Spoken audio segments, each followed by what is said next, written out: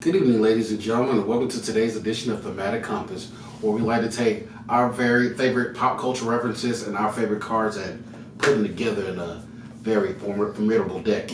Now, today, we've done everything from movies to TV series, but it's time we give a shout out to the gamers out there. Oh yeah, and this is a series that is near and dear to my heart. I have spent way too much of my life playing these, and it is the Soulsborne series. We're getting a little bit of Dark Souls in here, a little bit of Bloodborne in here, and it's just, there are some of these that are just so obvious that it just makes me happy. I know there's some Soulsborne fans at Wizards. Yes, I can tell you right now, I have thrown my controller against the wall several times playing many of the Demon Souls and other Souls games, and I can tell you right now, I do not look forward to playing any of them. Oh, they're wonderful. But I will. Wonderful. But before we go down this rabbit hole, we have to give a shout out to one of our patrons. That's right. I'd like to give a shout out to Abe Satanas.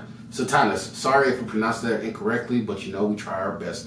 But because you shouted us out and decided to believe in the Mana Squad, we got to shout out your favorite commander. And Derek, who is that? It is Yuriko, which is it's so dangerous, but so fun. I'm telling you, man, I love the flavor of this card. It's like sweet, savory with a bit of spice. And sometimes it's great. Sometimes you never know what's going to happen. Some people you can manipulate the top deck. Sometimes you just want to flip and maybe everyone takes 10 to an Ulamog. You never know. In the words of Jimbo from South Park, it's coming right for you. And if you don't know what Yuriko does, Yuriko has ninjutsu, and when she hits you, you reveal the top of your deck, and everybody takes damage equal to its CMC. So, thank you again, Abe, for shouting us out. And let's keep this trail going because we talk about Bloodborne and the Demon Souls games and Dark Souls games. So, what are some of the cards that help us get into that mindset and reflect on that? Ooh, there are just so many good ones in this, and for most of the thematic compasses, I kind of am all over the place color-wise. This is actually going to be a Jund deck. Okay. And I really, really like having... It's a card I love, a little combo, but not for this. It is Prosh. It's going to be the perfect commander. And Prosh really fits in with the Bridge Wyverns, which in Dark Souls, this has been across a couple games, the dragons that essentially just sit on bridges and just poop fire everywhere. Yeah, pretty much. And it just burns the bridge. That's basically what Prosh is doing, and we can get all our colors in there. But it gets much more interesting than that. We're going to start with some really obvious ones and some ones I get a little bit more excited about. So probably the most obvious one in name and visuals is the Hellkite Dragon in Dark Souls 1, that if y'all are familiar, it's where you sit on the bridge and just shoot arrows at its butt to get a fancy sword. Yeah, that's Hellkite Tyrant. They almost got the same name, they look the same. I understand how you feel. I mean, like you said, some of these will be a little bit on the nose, but I understand where you're going right now. They almost got the same name. Somebody in Wizards and From Software, somebody had to be friends. That was just too perfect. Another one that is exactly on the nose is going to be Rom the Vacuous Spider, because we have Ishkanah Graph Widow. Not only are they both giant legendary spiders, they also poop other spiders and are surrounded by spiders. They both are very much in this gothic horror realm. They are just absolutely perfect. And it was one of the reasons why I was so excited about playing Ishkanah, is because I love Rom. Is one of the easier boss fights in Dark Souls, which is why I think I like that boss so much, because it caused me the least amount of headaches. So I enjoyed fighting against Rom. I'm having flashbacks already. You know what? I didn't know you can get PTSD from the game. What does she got over there?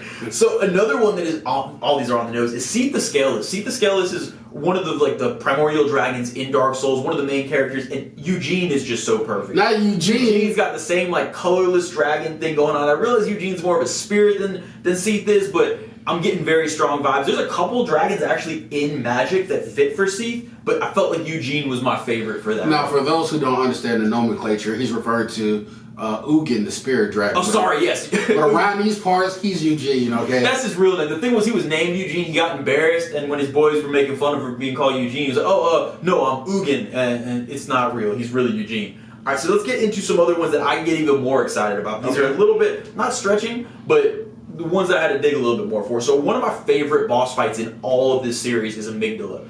Amygdala, the best way to describe it is just Ulamog. That's basically what Amygdala is. It's just death incarnate. It's just going to wreck your shop. You know what? Prepare your save spawn, your save camp, and be ready to be respawned a lot. Tell them about him. Yeah, Amygdala literally is just an Eldrazi. 100% Dark Souls was just like, we want Eldrazi in our game, and I don't know the timeline, but this is definitely what happened. And they just took him and were like, this is close enough to Ulamog, throw him in there. And awesome boss fight, and it's an awesome card. It fits it really makes me appreciate what an Eldrazi would be like trying to fight an Amygdala. One of the more fun boss fights in the game. Try ice skating uphill. That's exactly what it feels like. And now the final two, these are the two I'm probably most excited about. One is a card that actually hasn't been printed yet, but it's gotten previewed.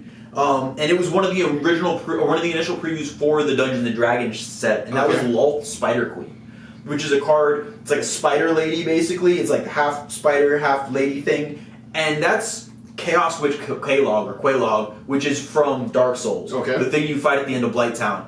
And they look identical. It's literally half spider, half person, terrifying. All nightmare soup. You know, it's like your worst dreams reimagined. That and waking up butt naked in class. I mean, that's happened to me a couple times. It's not that bad. But either way, Quelaag is awesome too because it's so iconic in Dark Souls. Because Blighttown might be the most iconic area of Dark Souls, if not for the glitching, just for the terrifyingness of it. And Quelaag just kind of wraps that up. So now the last one, the one I'm most excited about, because it's one of my favorite commanders. There's two bosses that fit this. The One Reborn, which is one boss, and Gravelord Nito.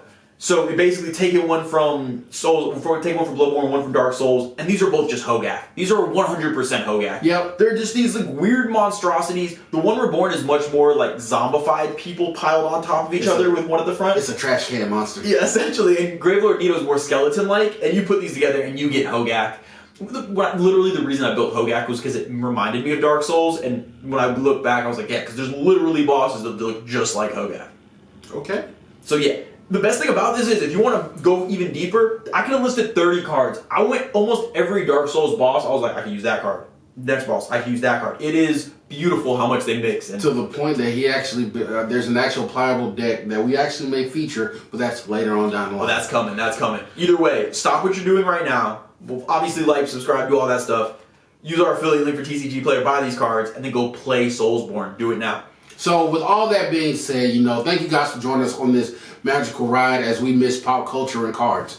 Now, keep watching because we got plenty of flavor coming. You know what? Down the line, there could be some Death Note. There could be some dessert. You don't know, but stay tuned and watch, baby, because we putting them together. Like and subscribe. But until next time, watch when you sleep.